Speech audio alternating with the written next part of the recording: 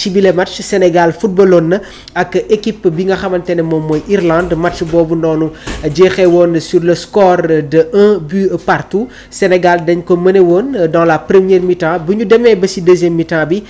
Ismaïla Sarr moom moo égalisé donc ci bile rencontre donc mu nekk tamit match bi nga xamante ne jàngat nañ ci lu bëri il y a eu des critiques ci système bi nga xamante ne moom la Pape Bouna Thiaw proposé waaye tamit sur la gestion tactique am na ay failles yi nga xamante ne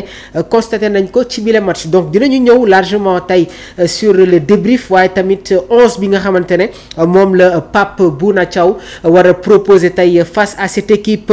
de l'Angleterre dinañu ñëw tamit sur les divers de l'actualité sportive match yi nga xamante ne am na ci continent ci yeneen continent yi donc Angleterre bi nga xamante ne footballoon na ak équipe bi di Andorre Angleterre moo gagné woon sur le score de 1 but à 0 niki tey am na ay match yi nga xamante ne tamit war na am dinañu ñëw sur le sacre du Portugal face à cette équipe de la Roja mu nekk tamit les divers de l'actualité waaye nag suñu jotaay dañ koy accentuer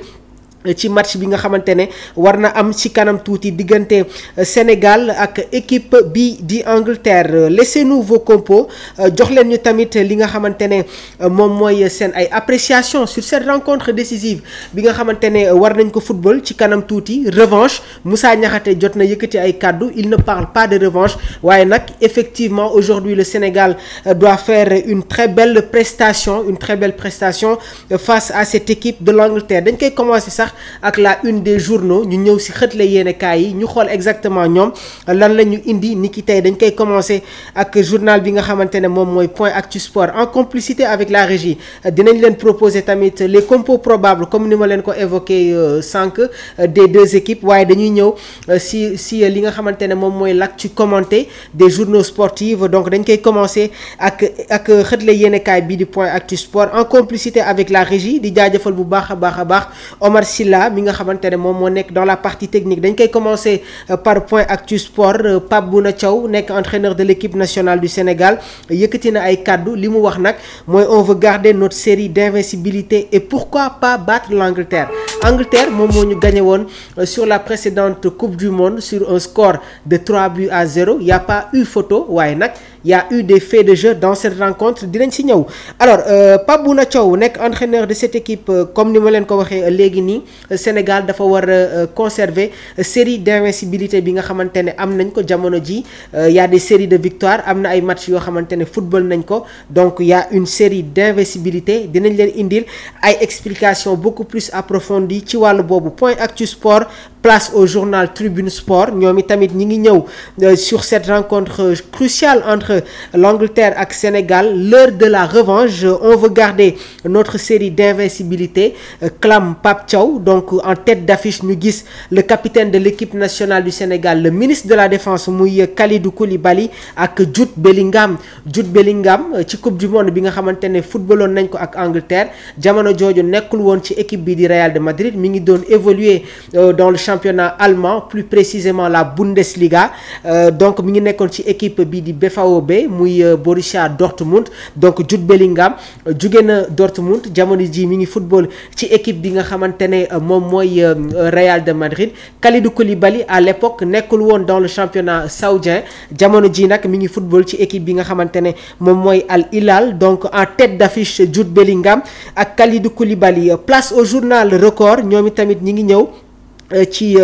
match bi nga xamante ne moom moo war a am ni ki tey à 18h45 test grandeur nature pour Pape Thiaw test grandeur donc Sénégal comme ni ma leen ko waxee sànq football na ak équipe bi di Irlande dinañ ci ñëw y a eu des apprentissages ak lecture yi nga xamante ne war nañ ko apporter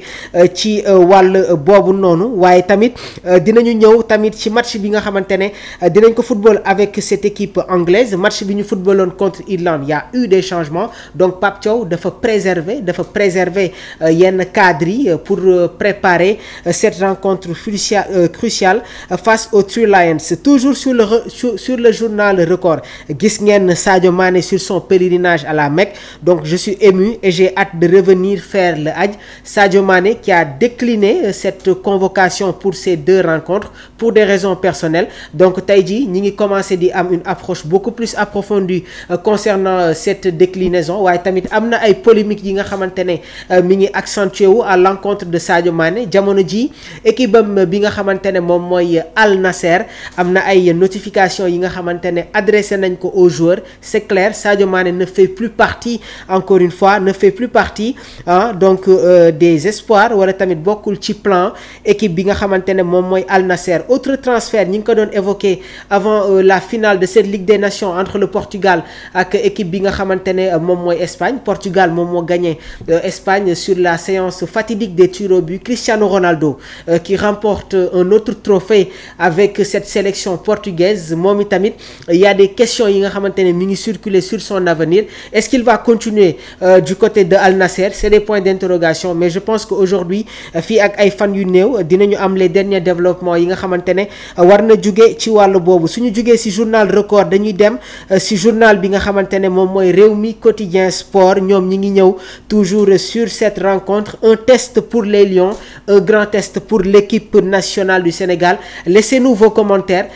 Proposez leen ñu ban 11 moom la Pape Thiaw war a proposer niki tey, et aussi dinañ ko partager ak yéen chers internautes de Sport Life 221. donc ñu ngi leen di jaajëfal bu baax a baax yéen ñi nga xamante ne yéen a ngi nekk ci bile live. donc di jaajëfal bu baax tamit ki nga xamante ne moom mooy chat nekk fidèle internaute de Sport Life 221 waaye tamit DKR 221. donc laissez-nous votre composition probable ci match bi nga xamante ne war na am ci kanam tuuti. Mercato toujours ci journal bi di Rewmi Quotidien Sport. ñoom ñi ngi ñëw ci recrutement bi nga xamante ne Chelsea effectué na ko à l'encontre de Mamadou Sarr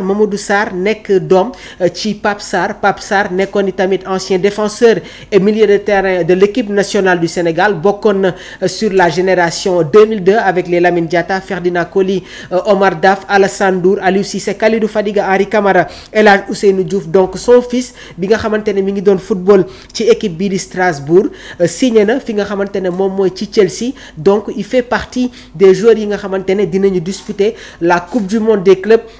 avec les Blues de Chelsea. C'est parti pour les commentaires. dañuy ñëw sur les analyses et les déclarations de Pape Thiaw laata ñu ñëw sur les compos probables des deux équipes. donc Pape Bouna Thiaw nekk sélectionneur de l'équipe nationale du Sénégal jot na yëkkati ay kàddu sur la conférence de presse d'avant match. donc ce rendez-vous revêt une dimension particulière ndax day intervenir après l'élimination des Lions de la Teranga par l'Angleterre en 8e de finale de la Coupe du monde 2022. mu nekk tamit une défaite présente dans les mémoires. waaye nag Pape Thiaw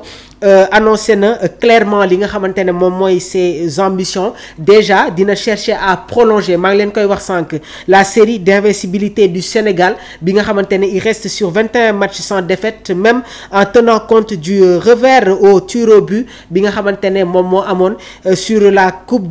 Coupe d'Afrique 2023 face à cette équipe de la Côte d'Ivoire qui nous avait éliminés sur la séance des tirs au but. donc affronter l'Angleterre avec confiance et viser la victoire malgré la stature de l'adversaire en déclarant on veut garder notre série d'invincibilité. alors après cette défaite face à cette équipe d'Angleterre, Sénégal football na ak équipe bi nga xamante ne moom mooy Brésil, les Lions de la Teranga. c'était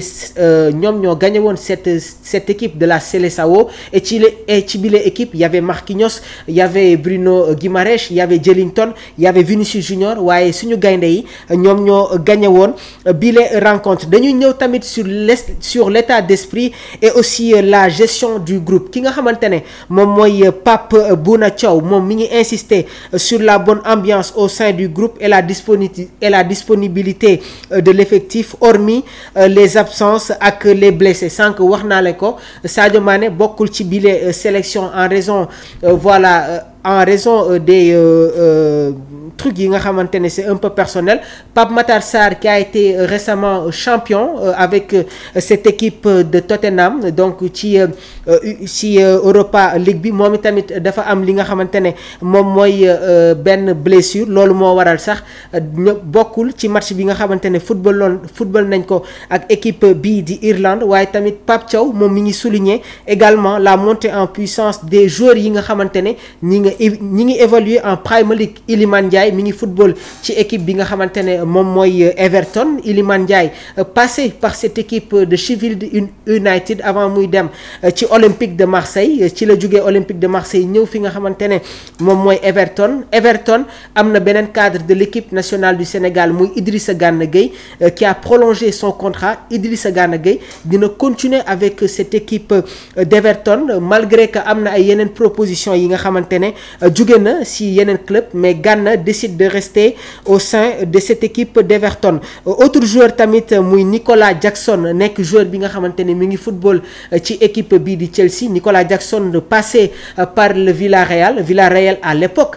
kii nekkoon seen entraîneur moom mooy Unai Emery. Donc Unai Emery bokk na ci ñi nga xamante ne ñoom ñoo lancé Nicolas Jackson dans le championnat espagnol. Jamono jooju nag Nicolas daanul woon football comme avant-centre, il était beaucoup plus second attaquant. Des fois même vous le voyez jouer comme excentré waaye nag dafa am une recomposition de style depuis bi mu ñëwee fi nga xamante ne moom mooy ci équipe bii di Chelsea. Il y a eu des critiques l'année dernière mais jamono ji Nicolas Jackson est en train de prendre une autre dimension dans l'aspect professionnel waaye tamit dans l'aspect footballistique. Donc ça va être dans la continuité et je pense qu'aujourd'hui il va faire partie de ce 11 et aussi dinañu amal importance parce qu'il a la capacité de venir décrocher. Ça va créer des espaces et aussi ñu profiter si espace yi nga xamante ne sûrement dinañ ko noter ci bile match. On va venir sur les compositions probables. Omar, en complicité avec la régie, soo ma mënee tamit dugalal le numéro de téléphone pour permettre aux internautes de l'équipe nationale, aux internautes de Sport Life 221 ñoom tamit ñu mën a woote ci bile jotaay. Donc 77 259 46 95 ngeen dugg ci bile jotaay joxe seen ay